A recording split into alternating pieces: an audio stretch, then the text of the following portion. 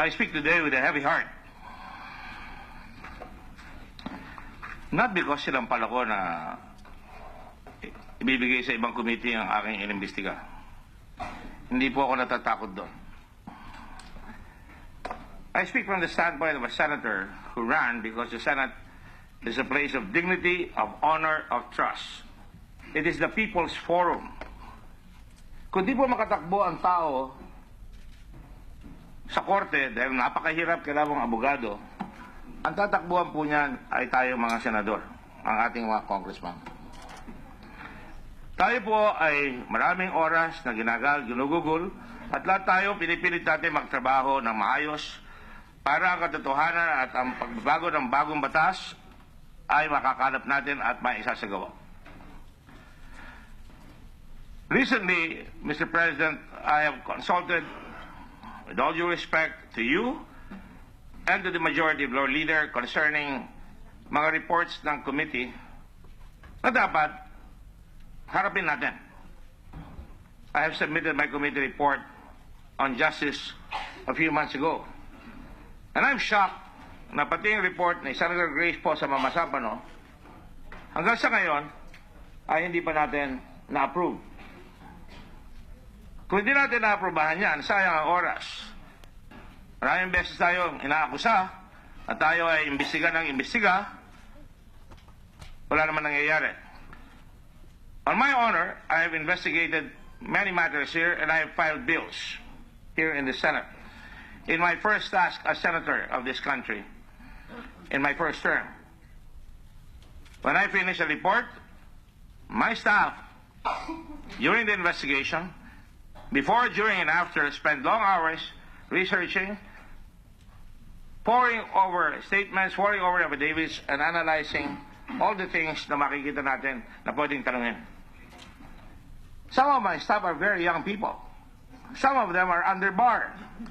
And yet I make tremendous demands, as I've always done so. I like surrounding myself with young people.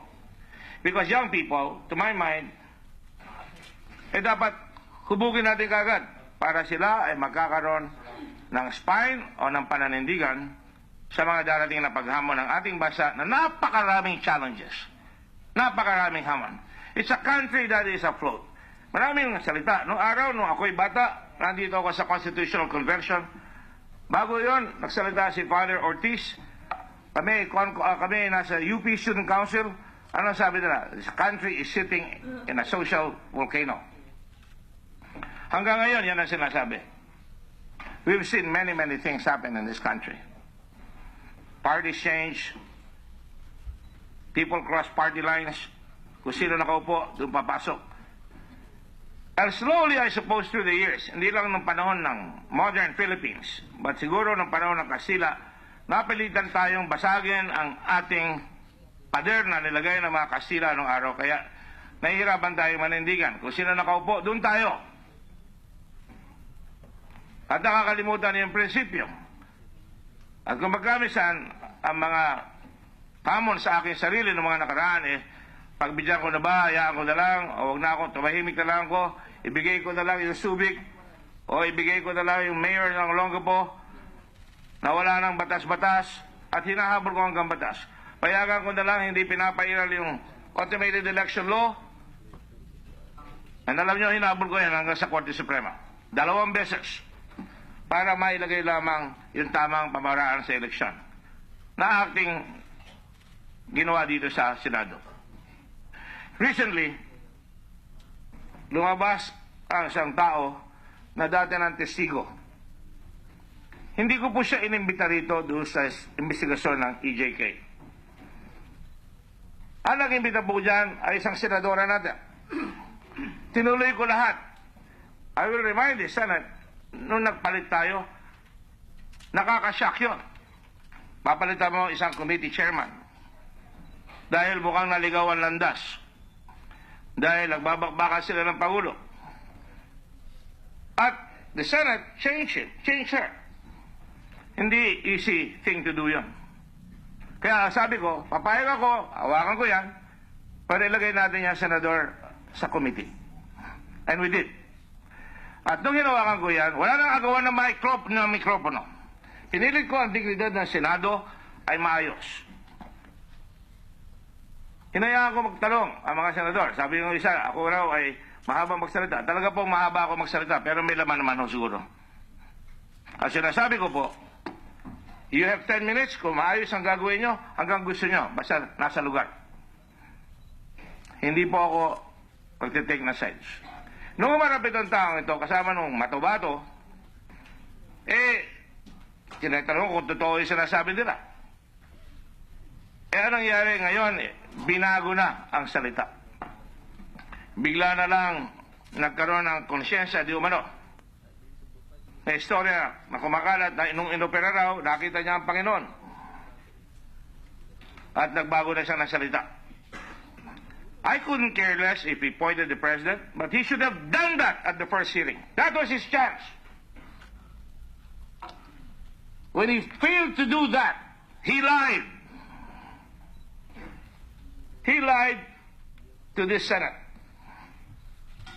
Pag inimbitahan kayo sa Senado, ang bao mo ay katotohanan. You are required to speak the truth. That is why the first thing we do is ask them to raise their hand and say, do you swear to tell the truth? Hindi tumigil doon. The whole truth. Hindi ka piraso. Buong katotohanan. And nothing but the truth in the said proceeding. And the answer was yes. 4 months later, magbabago ka after insulting the Senate, after we did a lot of work to craft the legislation that was necessary, and say you're changing your mind, you're bothered by conscience. Maybe so.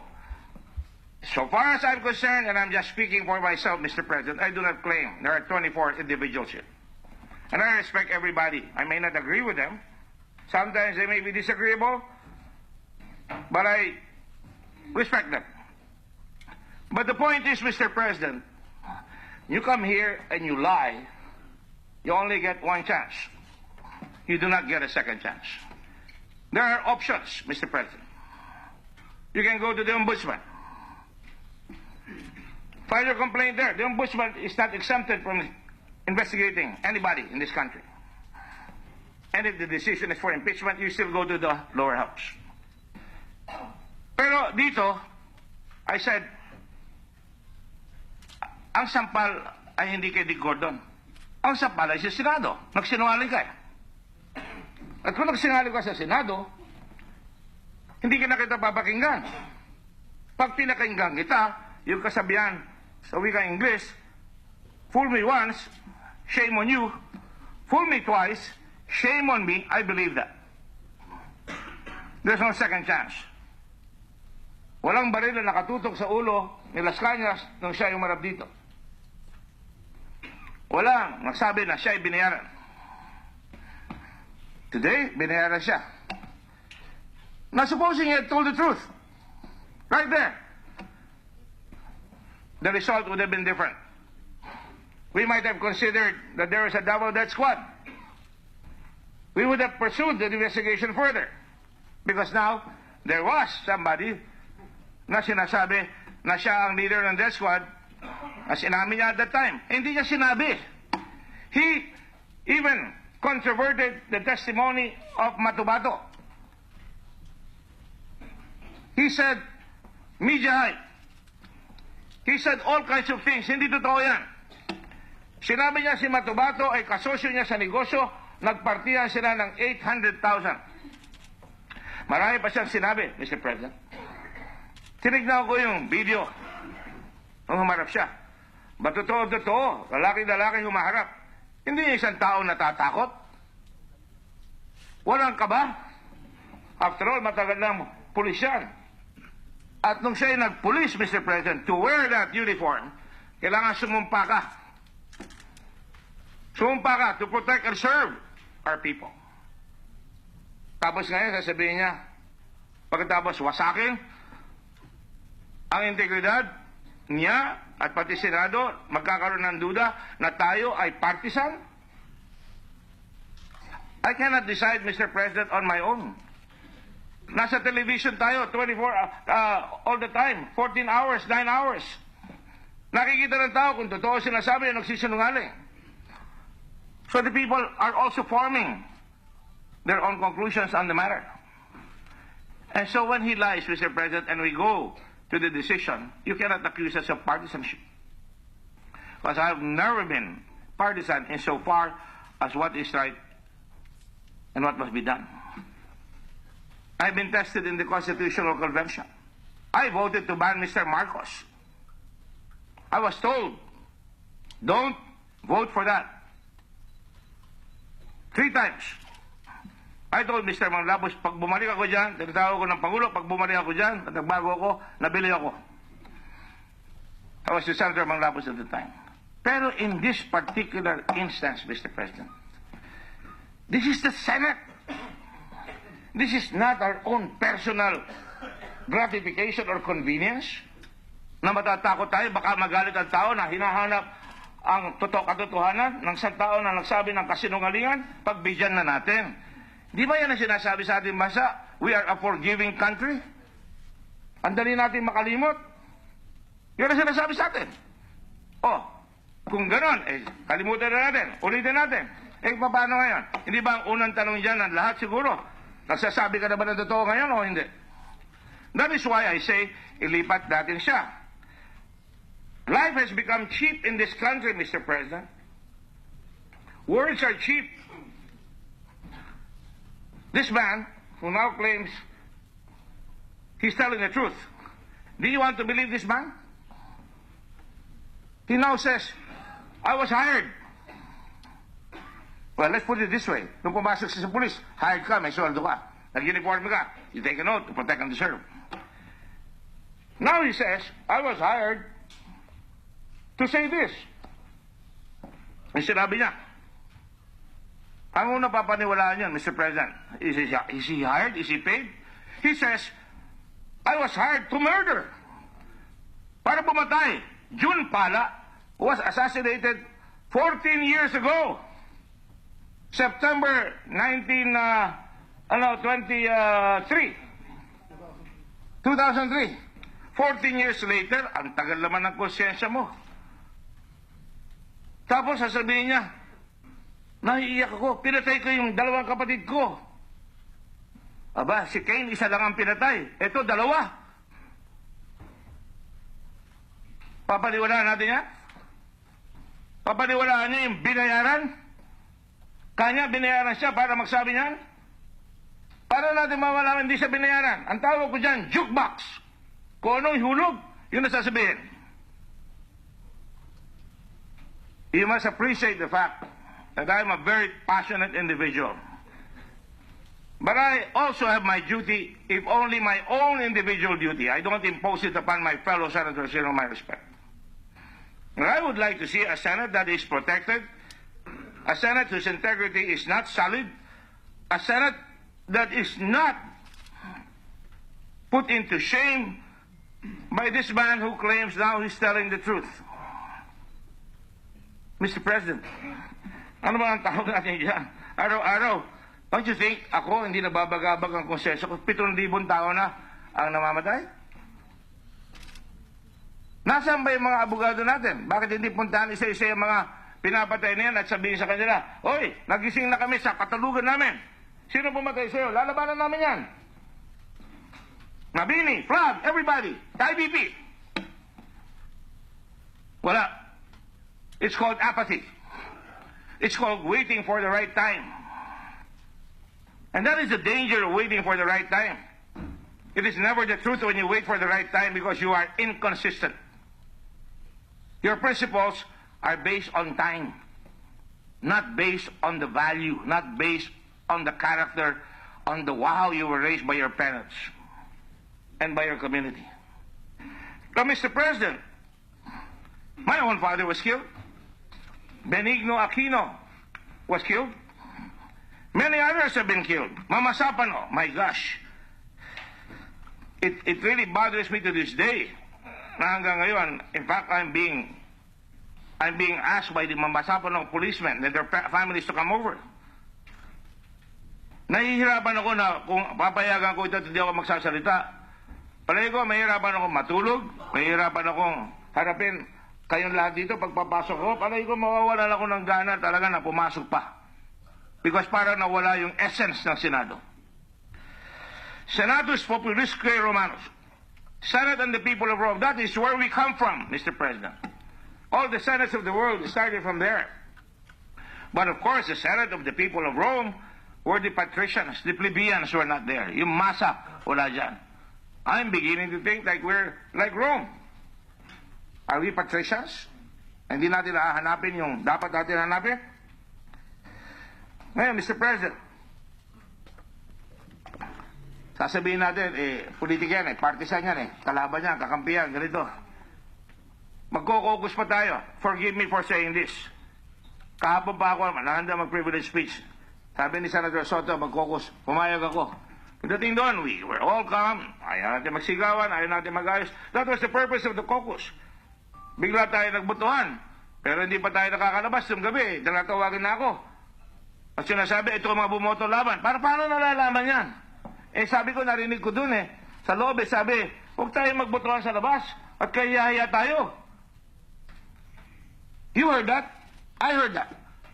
I heard Senator Villar say, gagawa-gawa kayo ng gulo tapos kami maiipit Mapipilitan kami bumoto I heard Senator Villar say that. I even heard a lot of other things. So, Mr. President, ito ang Senado, yung integridad natin comes first. And tama lang yon. Hindi ko sinabing mali yung sinasabi yan. We have to have caucuses para we can collect our thoughts. We can agree to disagree. Pero, kung ganyan naman ang mangyayari, tatalikuran natin yung salitang oath. I'm sure marami sa inyo nag-Boy Scout. On my honor, I will do my best to do my duty to God and my country. Kung nakalimutan niya, and to obey the Scout law. To help other people at all times to keep myself physically strong, mentally awake, and morally straight. I address it to all the Boy Scouts, and the Girl Scouts, and the young people. Follow the law. Follow the truth. Now, Mr. President, every president takes his oath. Every senator takes his oath. Every congressman, every mayor, councilor, police, barangay captain, they take their oath. If we do not take that oath seriously, ano klase tayong tao? That's why I keep my oath in my box. Na pag mawalan ako ng argument, sometimes hihilahin ko yan, sabihin ko, we took an oath. Ayan ang mga oaths natin, We keep our oaths in our rooms. It's for decoration. We have no culture of oath-taking in this country. It's like we pray every day. We pray for guidance. We pray for justice.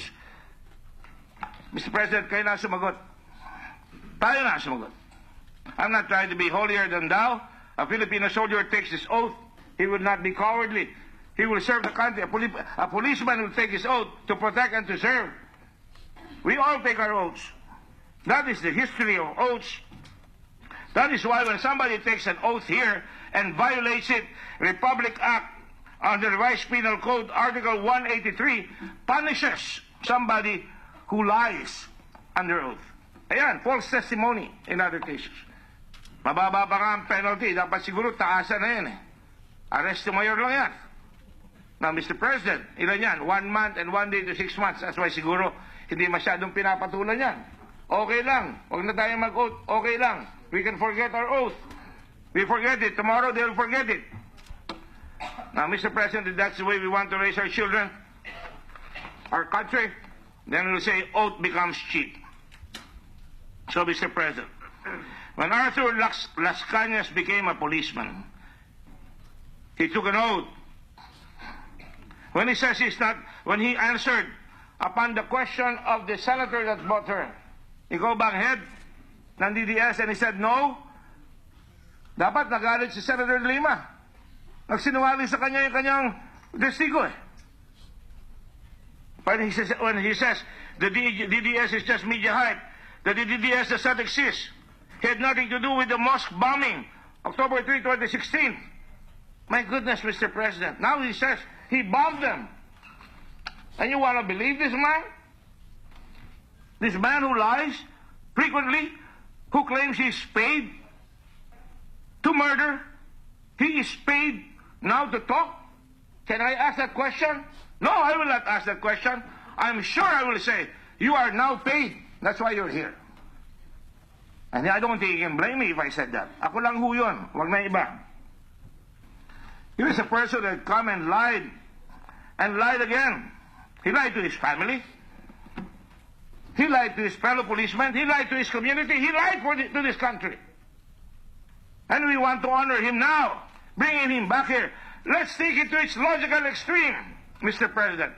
He now says, I'm telling the truth. Eto ang nagpapatay dyan. Ano gagawin natin ngayon? Dali natin sa ombudsman, dali natin sa... I'm sure the first question is, are you telling the truth now? Let's take it to its logical extreme. Hindi ba dadalhin sa impeachment yan? At pagdating sa impeachment yan, ano mangyayari? Aabot ba yan? We're giving our country false hopes. That is why I was so careful. My statement in the recommendation I made, we find no evidence in this hearing of that this is sponsored by the state. You can mock me, you can do everything you want, but that is the truth. There was no evidence presented that showed this. Now, if this man said, eto, meron, then meron tayong pag-uusapan. Eh, hindi niya ginawa eh. Hindi niya ginawa. So, Mr. President, I'm not here to convince you. I'm not here to say, oh, huwag na tayo tawagin yan. Nasa sa inyo na yan, kanya-kanya na yan. But I personally would like to take this off my chest. My wife told me, wag na dik, kaya mo na. My wife was having a high blood episode yesterday. That's why I had to go out. I was really... And when I came over, wag na, sabi niya, wag na natin patuloy niyan, dik. Let us pick our battles. Pick our battles, Mr. President. What battle is that? And di ba, it's a battle against ourselves. Di ba, it's a battle that when you're called to stand up, you have to say so. You have to stand up and speak for the truth, even if you're going to hurt your party, even if you're going to hurt your friends. You stand up and say, I cannot agree with you. Now, Mr. President, that is me. I am not going to impose it upon anybody. But to take time. Tarry a little before we proceed. The next time we invite somebody here, let us make sure we read his oath 20 times. Let him promise 20 times. Because nobody's going to respect us here. Ay, Senado, madali magsinungaling yan, papatawarin ka. Magpe-press conference pa doon sa Senado mismo. Ano mangyayari sa investigasyon natin? Ano mangyayari sa mga tao na pumupunta rito para umarap ng katarungan? Which sometimes we ourselves cannot even do. You know, Mr. President, I wanted to deliver a speech the other day. A UP student, a UP businessman, o sabihin ko, fraternity brother, was killed in Batangas. Murdered in Santo Tomas, Batangas. I wanted to speak, pero ang dami. So what am I gonna do? Andun ho yun sa recommendation namin din sa Committee on Justice. Anytime there's a murder, you count it, and every month, how many people have been killed in Batangas? And it is reported to the Committee on Justice and Peace and Order and Public Order, and we call Bato or General De La Rosa, and we call the Provincial Director of Batangas and say, 200 deaths in your area, and you're not doing anything about it. Perhaps it's time to change the PNP. Perhaps it's time to change the budget. That is in the recommendation. Every province, para matigil unti-unti, you cannot slay extrajudicial killing. I was still in the previous Senate when I spoke to a senator from Vermont who accosted a senator when I was lobbying for the veterans bill that we got eventually. And he was saying, we cannot give you any money. There's extrajudicial killing. That was how many years ago, Mr. President? More than 10 years ago. Now, Mr. President, you slay it by saying, ay, iyas, hindi ka na pwedeng umiwas. You have 15 days to finish that report. And you report it to us right away. And I'm saying, Hindi na pwedeng kabaro ang mag-iimbestiga ng pulis. Ang pulis ang mag-iimbestiga, ang husgado. Dapat mabilis. Mr. President, unbeknownst to you, for the last 3 weeks, I've been sitting down with plebs, trying to figure a way how we can spend that 100 million so that we could have plebs all over the country, in the Metro Manila area, para the people can go to plebs and say, sinaktan ako ng pulis yan, pinatay ako ng pulis yan, and plebs, motu proprio, within 60 days, can say, you're out of the police. You're suspended. And when you're suspended, you cannot, when you appeal, you have no gun, you have no shield. That's the solution, Mr. President. Hindi yung magsisisihan tayo na kumakampi tayo, na partisan tayo rito. You cannot solve that. My father's case has not been terminated. The masterminds remain free. And so does thousands, maybe tens of thousands of others. And now this. A police officer comes in. Hindi ako sinampal, Mr. President. Ang sinampal tayo. If you don't feel that, maybe I'm right. Maybe I will have a hard time trying to get back into the Senate. So, Mr. President, it means a little bit of nobility. We disagree with one another here. You know, we always try, let us be noble at least. Let us try to treat each other with respect and candor so we can find out the truth. Not our anger, but the truth. So, Mr. President, on that note, I have said my piece, and you may judge me. If you want to question me, you may do so. But as far as I'm concerned, I'd like to apologize to my wife, because I'm sure she will be very, very stressed. But I cannot do that. She's not feeling very well. And I said, I'm sorry.